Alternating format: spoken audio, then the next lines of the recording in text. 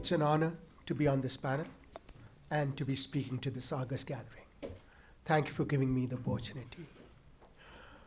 Operation ASHA wants to scale its solutions to large populations across countries. What solution do we offer? And what problems do we tackle?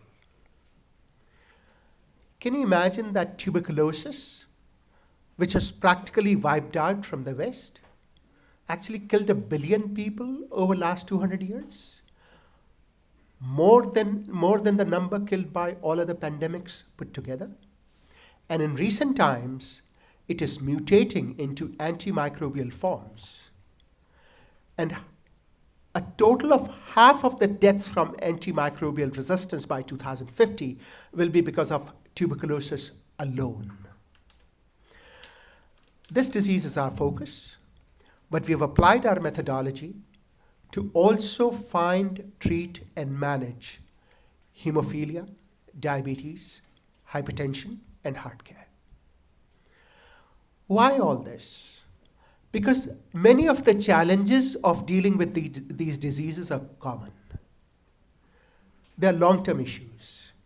Interestingly, the shortest treatment out of all these is for TB, which is a minimum 6 months.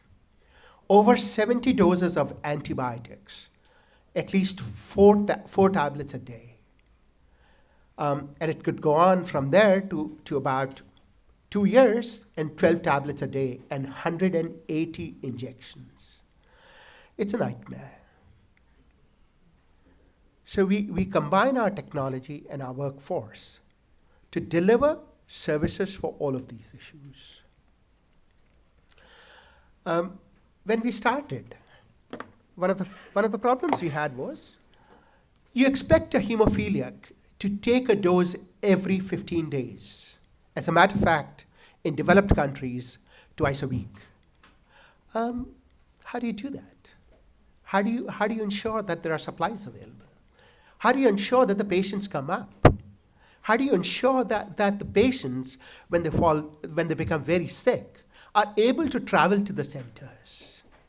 So we developed a technology, a very simple but robust technology, which uses fingerprinting or iris scans to identify our workers and patients. This feeds the data into the cloud on a regular basis.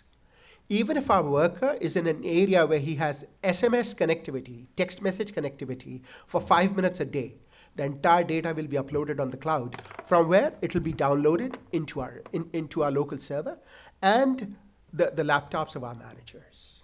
So standing here, I can tell you how many workers I have today in Afghanistan who are actually out there working, what are their GPS coordinates as of this moment, how many patients they have served today, to how many families they've provided counseling, during the counseling, how many videos did they show, how much time did they take in doing the counseling, and how many patients are pending.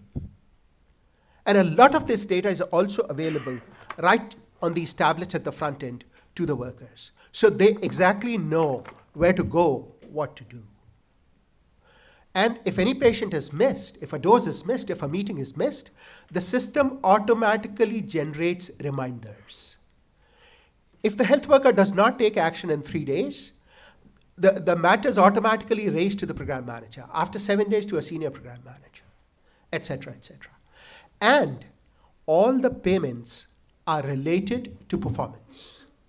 So you work, you get paid. There are workers who make more than their program managers. Interestingly, most of them work for an average of 5 hours with us and make about $150 in India and $200 in Cambodia. I wouldn't call that a bad salary. Interestingly, it's so good that our attrition rate is practically 0. There is another reason why the attrition rate is so low. And the reason is they get tremendous prestige in their communities. They're saving lives every day. They're helping people every day. And you can't even imagine sitting here in this hall how some of those problems could be so simple. Again, I'll go back to hemophilia. When we went in, These people bleed in their joints. And they would use, when they are very sick and they are unable to move, unable to leave the bed and walk, they would actually do hot water massage. They're actually making the bleeding worse. They're hurting themselves. They didn't know it should be cold press, not hot massage. From there, right to the highest level. So we connect them with highly qualified physicians in both the private sector and the government, depending on what they can afford, what's the cost of medicines, etc., etc. Everything is very high quality. Here you can see two of our workers. One is going on a motorcycle to a rural area. So in rural areas, none of our patients has to walk or take a bus or take a bullock cart. Everything, all services are delivered at home, except if a patient needs an X-ray or a consultation. The patient will need to be transported. If he is unable to afford the transportation himself, we will also organize the transportation. Anything that our patient needs. You'll be surprised to know that 100,000 women are thrown out by families in India when the families find out that these women have TB. They fear that they'll infect the rest of the family and kill the children and the grandparents. When that happens, we provide counseling to the family. If they still don't agree, we provide food to the family as an incentive to keep the woman. Because what will she do? She'll die of disease and starvation on the street. She'll be abused and misused. If they still don't agree, we actually provide vocational training to the woman and say, hey, she'll be treated in 6 months. She'll actually become a productive part of your family. And for 6 months, we'll still give you food. Please keep her. If a worker is thrown out from the factory, we go to the supervisor, counsel him. If he doesn't agree, we actually take up the matter with the labor court. Interestingly, we have never had to go to the labor court. Just a legal notice has worked enough. We say that, all right, the patient might be infecting others. Put him on unpaid leave for 2 months till we get you a medical certificate that the patient now will not infect others. We will take care of him for 2 months. But if you terminate him, he's dead. He won't be able to afford food and medicine. How do we manage all this?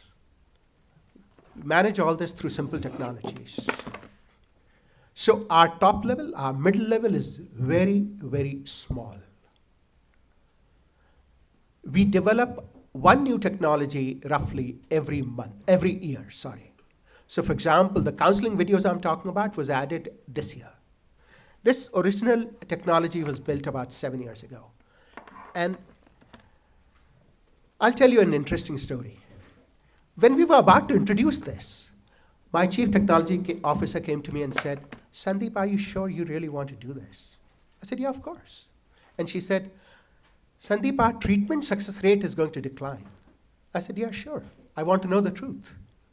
I don't want numbers. I'm not in the business of producing numbers. I'm in the business of treating people and saving lives. I'll be happy if it goes down. At least it'll be the truth. And believe me, it went down from 82% to 74%. We've now raised it again to 85, which is about the highest anybody does anywhere in the world. Not only that, we actually had a strike on our hands. Our workers refused to give their attendance on the fingerprint readers. I knew what was going on. I knew they were actually not working for 8 hours a day. So we offered them that we would ask them to work only for 5 hours a day. Out of 24 workers I had then, 22 agreed, 2 still resigned. They were actually missing days, a few days every week. So the technology has helped us improve productivity, provide supervision, make sure that our data is accurate. So I know that when I say a worker actually went to the village from GPS, I know he actually went to the village. When we pay him transport allowance at something like 2 rupees 50 paisa per kilometer, all that is calculated by GPS, by this technology. Actually by a software very similar to what Uber uses. And that makes our work very easy, that makes our staff highly motivated. There are no confusions as to what they're going to get paid. They know every day what they're going to get paid next month. And the technology also helps us reduce costs. The cost of the technology itself is barely $3 per patient. I'll come to cost later and you'll realize how cheap that is. Then we've added e-detection to improve screening, a lab alert system.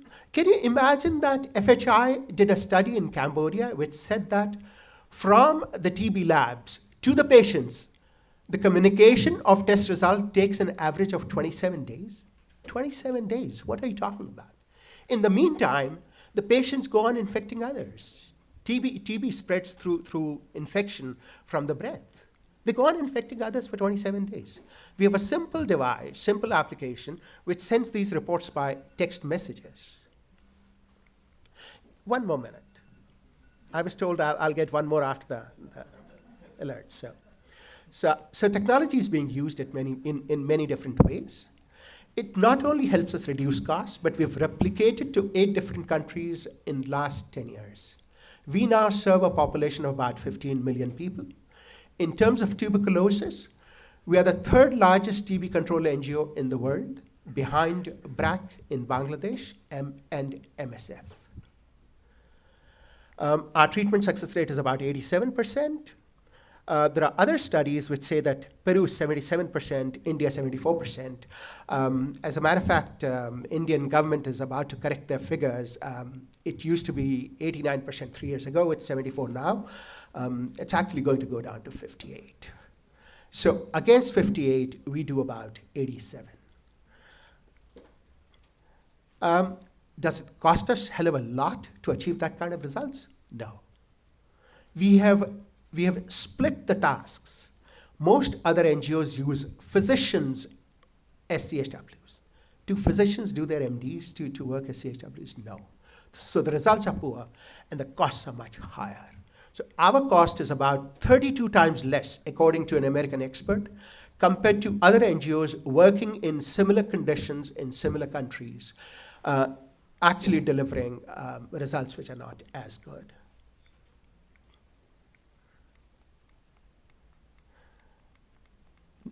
Currently, we employ about 400 field staff and about 20 people in the middle management. Interestingly, our technology has been used for more than tuberculosis. We've used it for hemophilia and diabetes.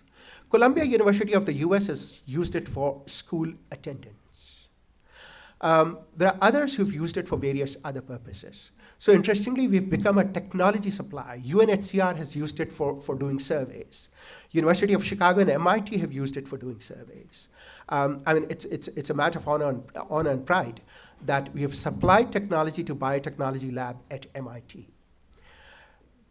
What I'm here to offer, partnerships to work worldwide, in Africa, in Asia, in Central Europe, any country which has TB, or any country which has poverty and needs last mile delivery of health at a very low cost. Or any organization that needs low cost technology which is reliable, which has been tested through something like 2.5 million transactions over the last 12 years in dusty, hot, humid conditions in India, Cambodia, and 7 other countries. Thank you so much.